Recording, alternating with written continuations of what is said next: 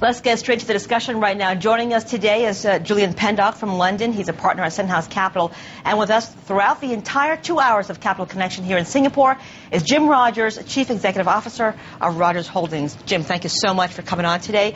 We want to take a bit of a step back here and kind of look back at that moment 1 year ago when markets around the world, investors around the world heard about Lehman Brothers going under, essentially.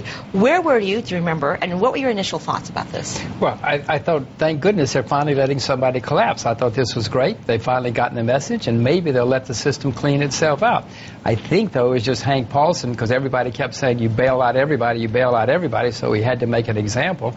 He only did it once. He should have let 10 people go bankrupt. Jim, could you really let 10... I mean, you know, it was bad enough the week after Lehman collapsed, we had a run on the money market funds. If you'd let more than Lehman go, we would have had global financial collapse. Who would have that been good for?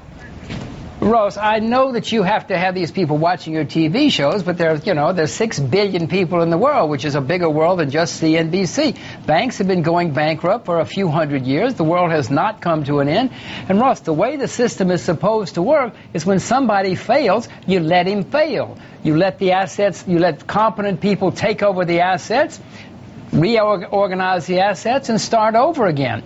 What we're doing now is we're taking the assets away from the competent people and giving them to the incompetent people and saying, now you can compete with the competent people with their money. This is just propping up the system. This is not going to solve the problem. You remember zombie banks from the 1990s in Japan?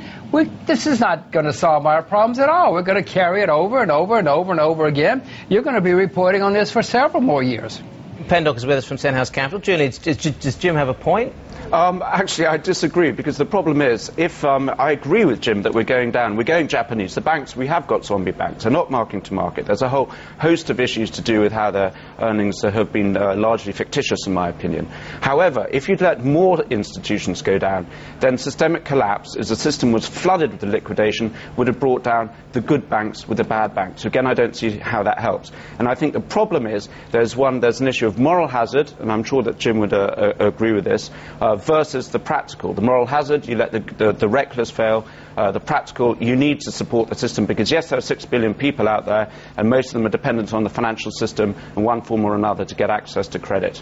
So your point is, if you'd let more, hang on, Jim, if you'd let another Lehman go, 2 or 3 Lehmans go, the whole system would have collapsed, and then the HSBC might have collapsed as well. Well, absolutely, because the difference now than before is that the leverage ratios were simply astonishing. So before, in the sort of, if you like, the good old days when banks were boring and regulated utilities, as they should be and hopefully will become again, then they weren't quite so interconnected and the levels of leverage were lower. This time round it was different. Jim? But Julian, you're talking about leverage. How can it possibly be that the solution to too much debt and too much consumption is more debt and more consumption? You're just re-leveraging the system 4, 5, 10 times more than it was before. How can that possibly be the solution to our problems?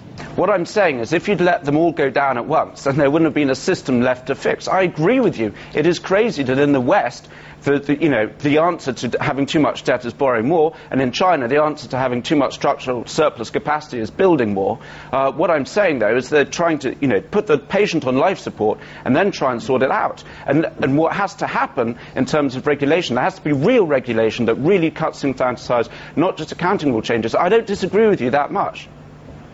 Julian, more regulation. We have regulation. There are lots of regulations. The regulators didn't know what they were doing. The regulators went to see Madoff 6 times in 12 years. What are you talking about? There are plenty of regulations. The regulators were incompetent. There's a guy running Fannie Mae whose name was Franklin Raines. I don't know why he's not in jail. He worked for the government. The government had at least 1,000 regulators looking after his company every single day, 8 hours a day.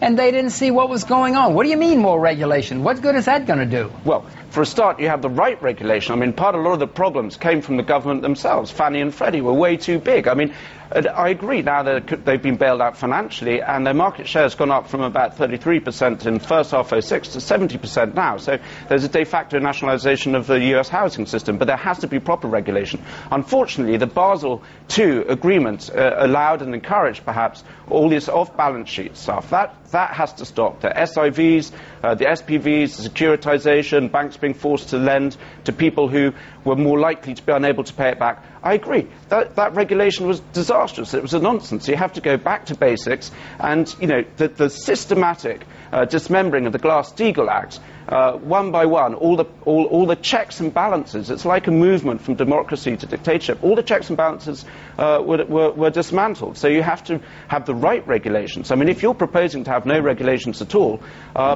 then all the banks will blow themselves up again pretty quickly. I'm not suggesting... Jim, let me ask you a question. I'm suggesting... Sure. Jim, yeah, let me ask you a question. Over my right shoulder here is the old Lehman Brothers building, which I understand the Canary Wharf Group are still trying to get rid of at very reduced rates. Over my left shoulder, we've got Barclays. Has the risk really been deleveraged? Have people really taken their capital levels down, or have they just moved it from one side of the street to the other side of the street? Is the system the same, despite the fact that a couple of big names have gone?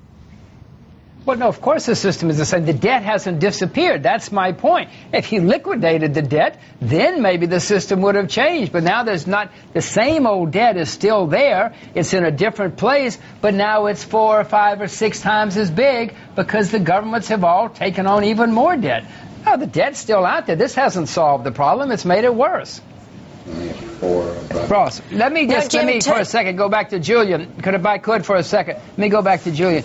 Julian, the countries in the world that have had this problem before have solved the problem by letting people liquidate. Scandinavia in the early 90s, everybody had a disaster for 3 years, but then they came out of it and they grew like crazy. Korea, Russia, Mexico, the Southeast Asia, this has happened over and over and over again. The countries get in trouble, clean out the debt, a lot of people go bankrupt, it's miserable for a while, but then they boom afterwards. Japan tried it your way. They propped everybody up, and now we have they had zombie banks and zombie companies. Jim, first of all, it's not what I'm proposing. I'm saying we shouldn't go down Japanese route. All I'm saying is we shouldn't have allowed all the banks to fail at once. Don't get me wrong. Secondly, I understand about working through crises. I lived and worked through Southeast Asia before, during and after the crisis. And thirdly, you know, so I'm actually far more on the same page as you than you think. I was going through Barclays' accounts the other day, and going back to Steve's question, if you have a look at their balance sheet, they've deleveraged by 25%. Now, that's because there's £500 billion, and this is quite a lot of money, not something you lose behind the sofa. £500 billion of the balance sheet has just disappeared through new IFRS regulations, which is something called derivatives gross up, which I call Barclays IR, and they say under those regulations you can net one item off against another. So, you know, that's my point about regulation. The problem is if they just introduce new rules, you can just start netting off sides of the balance sheet. You're right, we just have zombie banks. That's not liquidation, that's accounting rule changes. It's fiddling at the margin. So broadly, I'm in agreement with you, Jim. Hallelujah.